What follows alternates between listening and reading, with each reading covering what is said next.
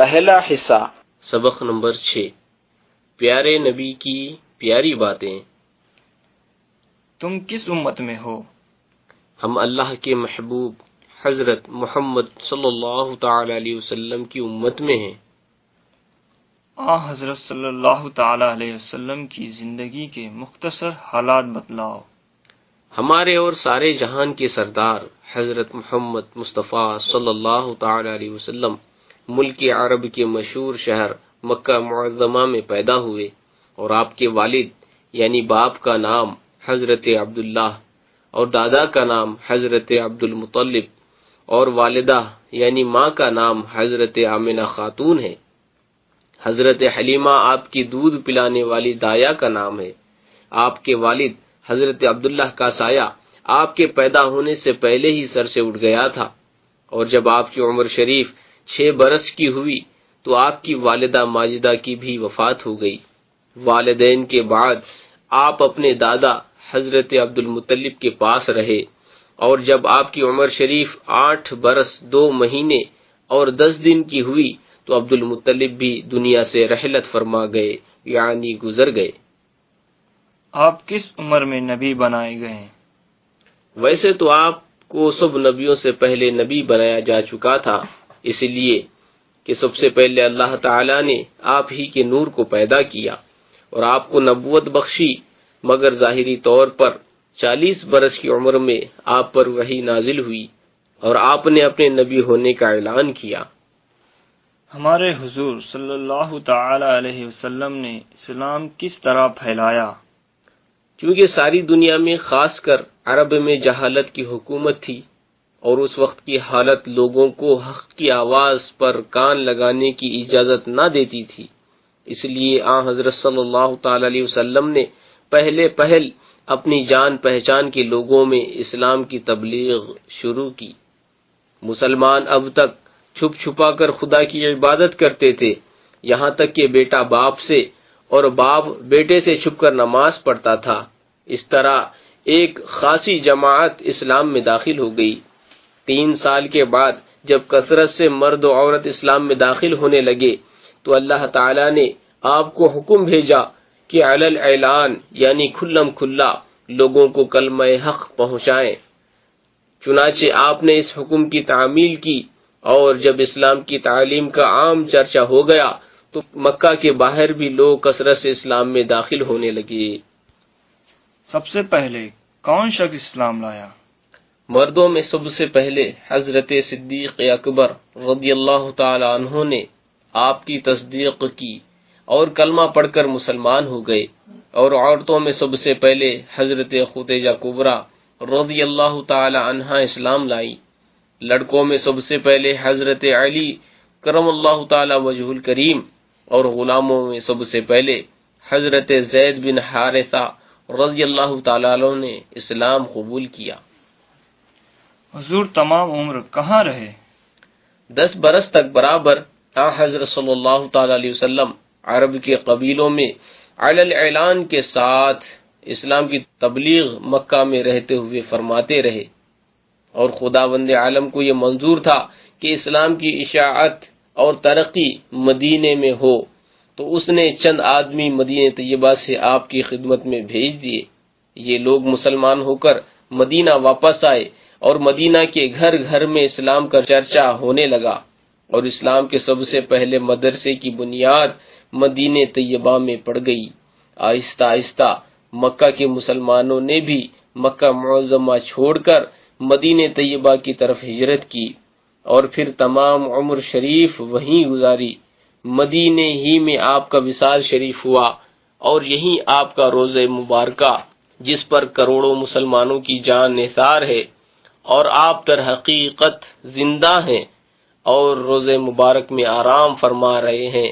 ظاہراً آپ نے 63 سال کی عمر شریف پائی۔ مکہ معظمہ میں حضور صلی اللہ تعالی علیہ وسلم کو کیا خاص بات حاصل ہوئی؟ نبوت کے 5ویں سال حضرت صلی اللہ تعالی علیہ وسلم کو جاگتے ہوئے جسم کے ساتھ معراج ہوئی۔ آپ مسجد حرام مکہ معظمہ سے مسجد اقصی یعنی بیت المقدس، اور وہاں سے 7 آسمانوں عرش و کرسی کی سیر کے لیے تشریف لے گئے، حوض کوثر دیکھا، پھر جنت میں داخل ہوئے، پھر دوزخ آپ کے سامنے پیش کی گئی۔ اس کے بعد آپ نے اپنی آنکھوں سے اللہ تعالی کا جمال دیکھا اور خدا کا کلام بلا واسطہ سنا۔ غرض آپ نے آسمانوں اور زمین کے ذرے ذرے کو ملاحظہ فرمایا۔ یہی نمازیں فرض کی گئیں۔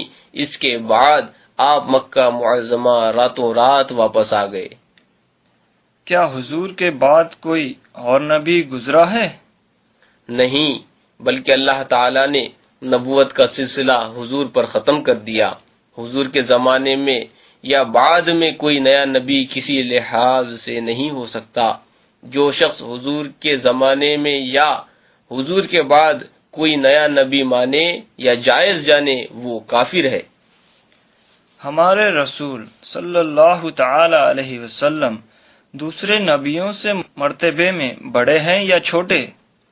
نبیوں میں سب سے بڑا مرتبہ ہمارے آقا و مولا سید الانبیاء یعنی نبیوں کے سردار صلی اللہ تعالی علیہ وسلم کا ہے، اور نبیوں کو جو کمالات جدا جدا ملے، حضور میں وہ سب کمالات جمع کر دیے گئے، اور ان کے علاوہ حضور کو وہ کمالات ملے جن میں کسی کا کوئی حصہ نہیں۔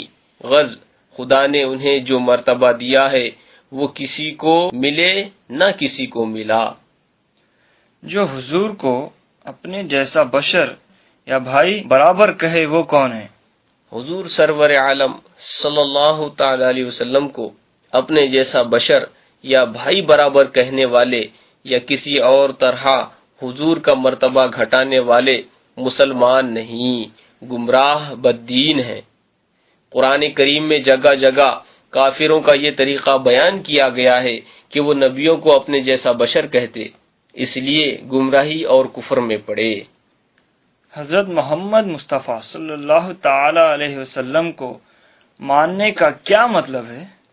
حضرت صلی اللہ تعالی علیہ وسلم کو ماننے کا مطلب ہے کہ آپ کو اللہ تعالی کا آخری رسول یقین کرے، ہر بات میں آپ کو سچا جانے، خدا تعالی کی ساری مخلوق میں آپ کو سب سے افضل سمجھے، ہر بات میں آپ کی تابعداری کو نجات کا ذریعہ جانے، ماں، باپ، اولاد اور تمام جہان سے زیادہ آپ کی محبت دل میں رکھے، بلکہ ایمان اسی محبت کا نام ہے۔ حضور سے محبت کی علامت پہچان کیا ہے؟ حضور سے محبت کی علامت یہ ہے کہ اکثر آپ کا ذکر کرے، درود شریف کثرت سے پڑھے۔ جب حضور پر نور صلی اللہ تعالی علیہ وسلم کا ذکر آئے تو بڑے ادب اور پیار سے سنے، نام پاک سنتے ہی درود شریف پڑھے، اور نام پاک لکھے تو اس کے بعد صلی اللہ تعالی علیہ وسلم لکھے۔ حضور کے تمام آل و اصحاب اور دوستوں سے محبت رکھے، حضور کے دشمنوں کو اپنا دشمن سمجھے، حضور کی شان میں جو الفاظ استعمال کرے وہ ادب میں ڈوبے ہوئے ہوں، حضور کو نام پاک کے ساتھ نہ پکارے بلکہ یوں کہے، یا نبی اللہ، یا رسول اللہ صلی اللہ تعالی علیہ وسلم۔ اور محبت کی یہ نشانی بھی ہے کہ حضور کے قول و فعل اور عمل لوگوں سے دریافت کرے اور ان کی پیروی کرے، میلاد شریف پڑھے اور محفل میلاد میں ذوق و شوق سے شریک ہو اور نہایت ادب کے ساتھ صلاۃ والسلام پڑھے۔ پہلا حصہ، سبق نمبر 7، قرآن مجید۔ قرآن مجید کیا ہے؟ قرآن مجید اللہ کا کلام ہے جو اس نے سب سے افضل رسول حضرت محمد مصطفیٰ صلی اللہ تعالی علیہ وسلم پر نازل کیا۔ اس میں جو کچھ بھی لکھا ہے اس پر ایمان لانا ضروری ہے۔ یہ کیسے معلوم ہوا کہ قرآن مجید خدا کا کلام ہے؟ قرآن مجید کتاب اللہ یعنی خدا کا کلام ہونے پر اپنے آپ دلیل ہے کہ خود اعلان کے ساتھ کہہ رہا ہے۔ ترجمہ کنز ایمان۔ اگر تم کو اس کتاب میں جو ہم نے اپنے سب سے خاص بندے محمد صلی اللہ تعالی علیہ وسلم پر اتاری کوئی شک ہو تو اس کے مثل یعنی اس جیسی کوئی چھوٹی سی صورت کہلاؤ۔ لہذا کافروں نے اس کے مقابلے میں جی توڑ کر کوششیں کی، مگر اس کے مثل صورت تو کیا ایک آیت نہ بنا سکے اور نہ بنا سکیں گے۔ قرآن عظیم میں اللہ تعالیٰ نے کیا خاص بات رکھی ہے؟ اگلی کتابیں صرف نبیوں ہی کو یاد ہوتی، لیکن یہ قرآن عظیم کا معجزہ ہے کہ مسلمانوں کا بچہ بچہ اسے یاد کر لیتا ہے۔ قرآن عظیم کتنے عرصے میں نازل ہوا؟ 23 سال کی مدت میں پورا قرآن مجید نازل ہوا۔ قرآن کریم کی صورتیں اور آیتیں ضرورت کے مطابق ایک ایک دو دو کر کے اترتی تھیں۔ قرآن مجید پڑھنے میں کتنا ثواب ملتا ہے؟ ہمارے حضور صلی اللہ تعالی علیہ وسلم نے فرمایا کہ جو شخص کتاب اللہ کا ایک حرف پڑھے گا اس کو ایک نیکی ملے گی جو 10 نیکیوں کے برابر ہوگی۔ میں یہ نہیں کہتا کہ الف لام میم ایک حرف ہے، بلکہ الف ایک حرف، لام دوسرا حرف اور میم تیسرا حرف ہے۔ جو شخص قرآن عظیم پڑھنا نہ سیکھے وہ کیسا ہے؟ ہمارے حضور صلی اللہ تعالی علیہ وسلم نے فرمایا کہ جس کے سینے میں کچھ قرآن نہیں ہے وہ ویران مکان کی طرح ہے۔ قرآن شریف پڑھنے کے آداب کیا ہے؟ سنت یہ ہے کہ قرآن کریم کی تلاوت پاک جگہ میں ہو اور مسجد میں زیادہ بہتر ہے۔ تلاوت کرنے والے کو چاہیے کہ قبلہ رو یعنی قبلے کی طرف منہ کر کے بیٹھے اور نہایت عاجزی اور انکساری سے سر جھکا کر اطمینان سے ٹھہر ٹھہر کر پڑھے، اور پڑھنے سے پہلے منہ کو خوب صاف کر لے کہ بدبو باقی نہ رہے۔ قرآن شریف کو اونچے تکیے یا رحل پر رکھے اور تلاوت سے پہلے اعوذ باللہ اور بسم اللہ پڑھ لے۔ بلا وضو قرآن کو ہاتھ لگانا گناہ ہے اور سننے والا خاموش اور دل لگا کر سنے۔ قرآن کریم پڑھنے کے قابل نہ رہے تو کیا کرنا چاہیے؟ قرآن کریم جب پرانا بوسیدہ ہو جائے اور اس کے ورق ادھر ادھر ہو جانے کا خوف ہو اور تلاوت کے قابل نہ رہے تو کسی پاک کپڑے میں لپیٹ کر احتیاط کی جگہ دفن کر دیا جائے کہ وہاں کسی کا پیر نہ پڑے، اور دفن کرنے میں بھی لحد بنائی جائے تاکہ اس پر مٹی نہ پڑے۔ کیا صحیح قرآن شریف آج کل ملتا ہے؟ جی ہاں، قرآن شریف ہر جگہ صحیح ملتا ہے۔ اس میں ایک حرف کا بھی فرق نہیں ہو سکتا، اس لیے کہ اس کا نگہبان اللہ ہے۔ قرآن شریف کس لیے آیا؟ اللہ تعالیٰ نے اپنے بندوں کی صحیح رہنمائی کے لیے قرآن عظیم اتارا تاکہ بندے اللہ اور اس کے رسول کو جانے، خدا اور رسول کے احکام کو پہچانے، ان کی مرضی کے موافق کام کریں اور ان کاموں سے بچیں جو خدا اور رسول کو پسند نہیں۔